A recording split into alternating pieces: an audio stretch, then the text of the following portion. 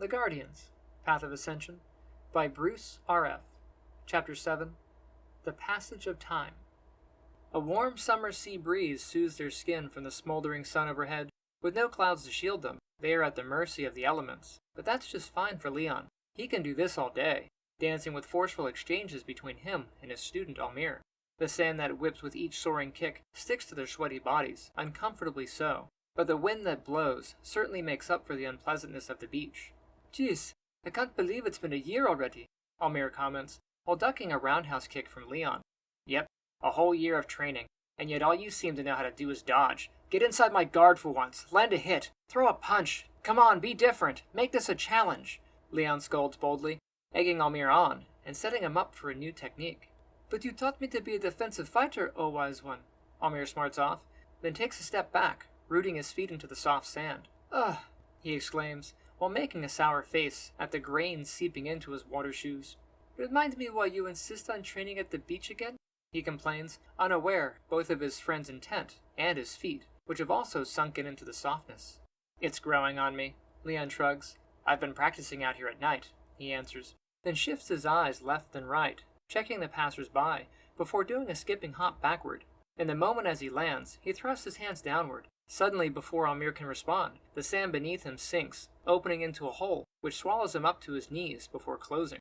"Oh shit!" Almir exclaims, just as Leon thrusts his hands forward, and a billow of sand forms a fist that strikes him in the face. Offering a hand up to his downed and coughing student, Leon reaches out to help him to his feet. "What did you think of that move?" he asks him. "What? You did that?"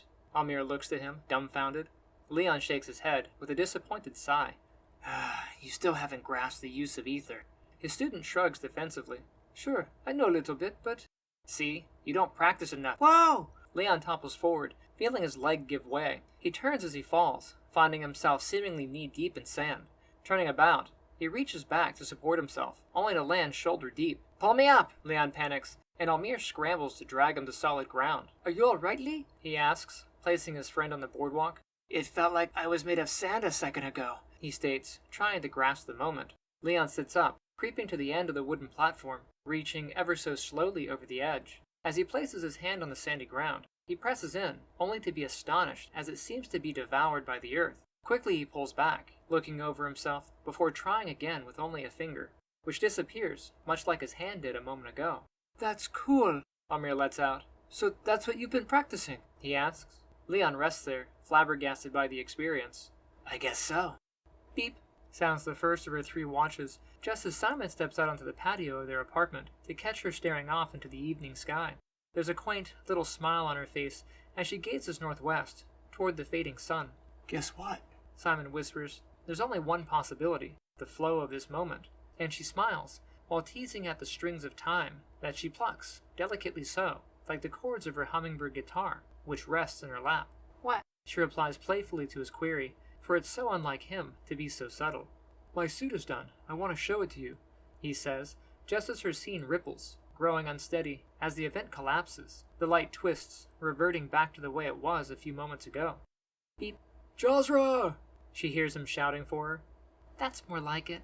She smirks with a closing of her eyes, before turning to see an overly excited Simon coming out of the door behind her. "Let me guess.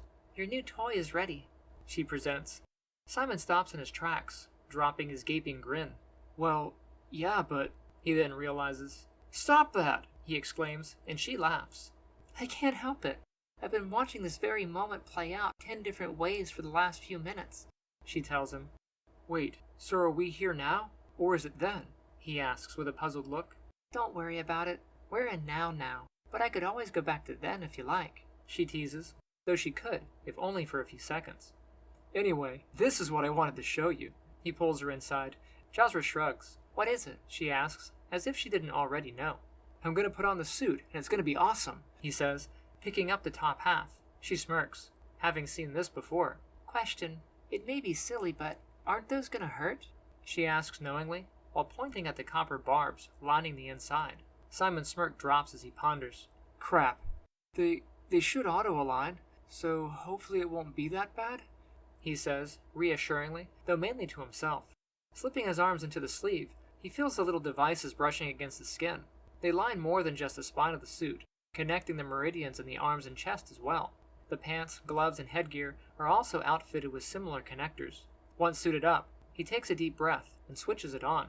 Here goes nothing. He barely finishes his sentence before the suit powers up. Simon grits his teeth as the meridian lines thread into him, as if he were wearing a full-body corset. The nanites inject next, flowing out from the meridian lines and into his system. At first, he jitters as they course through him. "Simon!" Jasra says fearfully, as he turns gray. She didn't see this part in her vision. "Simon!" She grabs his shoulder as he collapses, gasping for air. He holds up a hand. I'm okay, he shouts. That's normal. It's supposed to happen, he tells her. What? You're fucking gray! That's supposed to happen? She asks. That's just them getting into the red blood cells, he says, catching his breath. Yeah, binding to the cells kind of freaks the body out. But I'm good now. It looks like it's all working. He sits up in his chair, checking the computer interface and comparing it to the display in the new monocle visor over his right eye. Simon's breath then becomes staggered for a second. Oh man. He leans to his side, feeling nauseous, before coughing up some fluid into his hand. Ugh, that's not good. He feels a gritty sensation with a metallic taste in his mouth. What? She asks. My immune system is attacking this version of the nanites. I didn't expect that, he says, typing something into the computer. The body diagram on the display shows flashes of red, where the microscopic bots are having trouble. Attaching an intravenous line to his wrist, he then recalls them. Looks like I'll have to work on that. But the suit feels great. He laughs as his color returns to normal, though he can still taste the metal in his mouth. Once his system is clear, he gets up. Do you want to go for a little sparring? He asks her, while playfully punching the air like a child. Outside, they take their positions, facing each other. Simon roots himself in a cat stance, with a 70-30 weight distribution. Jasra, on the other hand, stands casually, letting the wind blow around her as her flowing reddish-brown hair trails to one side in the breeze. No stance? Simon asks. This is my stance, she comments, and then rests her right arm across her midsection to grasp her wrist with her left hand. The second Simon steps to pounce, there's a subtle beep of her watch.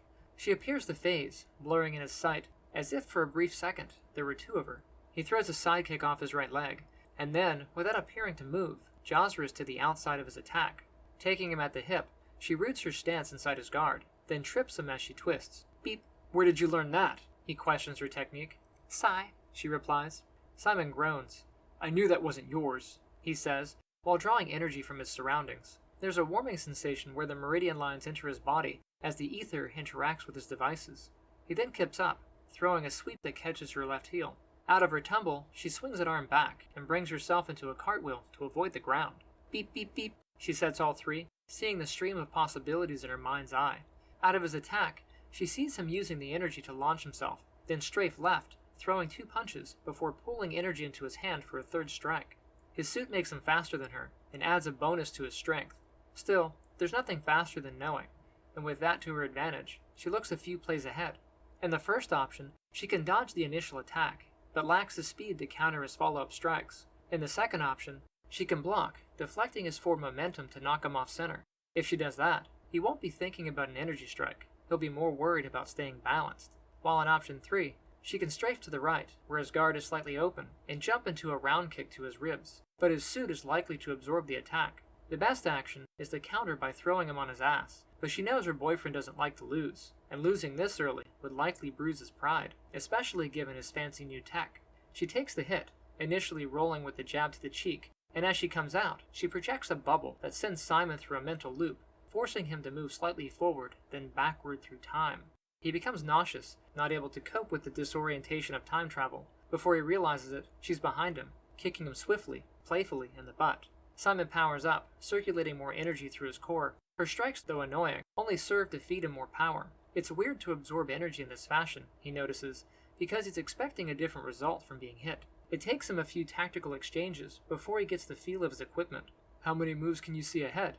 Simon asks her, while trading blows and dodging techniques. About 10, she smirks, teasing at the possibility she sees. Then who's gonna win? He asks. Don't worry, I'll let you, she winks.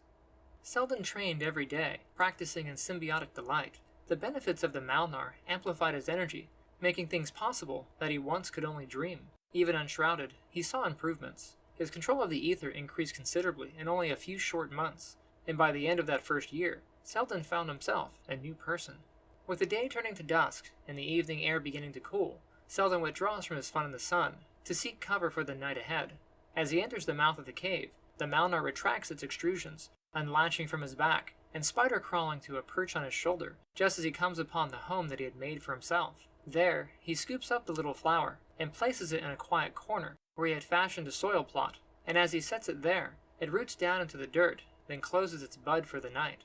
Seldin then turns, fires a flawless stream of bluish-white energy to a large crystal in the middle of the room to shed light on the situation. The action comes naturally, as if he had performed it 100 times or more. Shedding his clothes, he stands nude, bathing in the light, as it sparkles, dancing amongst the crystals. Although his companion is hunkered down for the night, he's not tired one bit. In fact, he's never felt more alive. The power that circulates in his aura plays with the structures that encircle him, teasing at the delicate pull that he feels all around. Outstretching his arms, he pushes the ether from his core, extending his aura to the edges of the walls. As the pull between him and the cave grows stronger, he begins to levitate, suspended by the energy as it courses all around. Closing his eyes, Seldin then focuses his consciousness to the point in his mind's eye, until he feels a swell of pressure building there.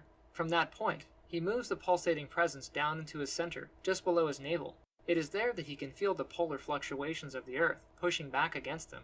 Steadily, he oscillates the energy in his core, offsetting the polarity so that it causes him to roll, as if he were cartwheeling in midair. This meditative dance is what he'll do tonight, what he did last night, and what he'll do tomorrow onward.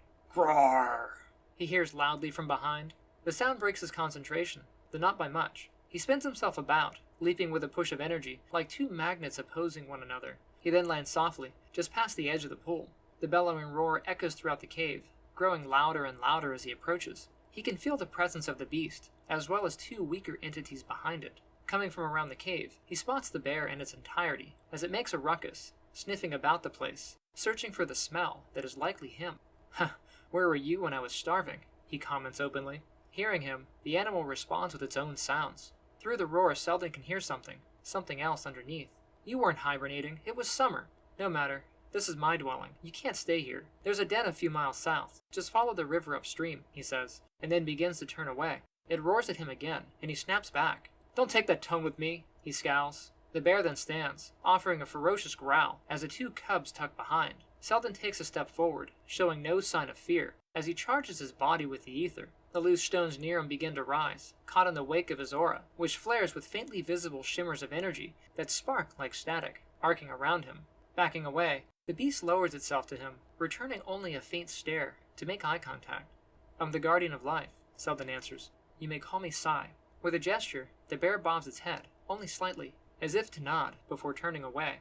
"It's late," Seldin says. "I'll be kind enough to bring food and allow you to stay for the night. Come morning, you best be on your way," he offers, before returning to his den. Just outside the cave, from a vantage within the trees, a darkly dressed figure watches in curious observation. "Good. You are becoming as confident as you are merciful, young life guardian,"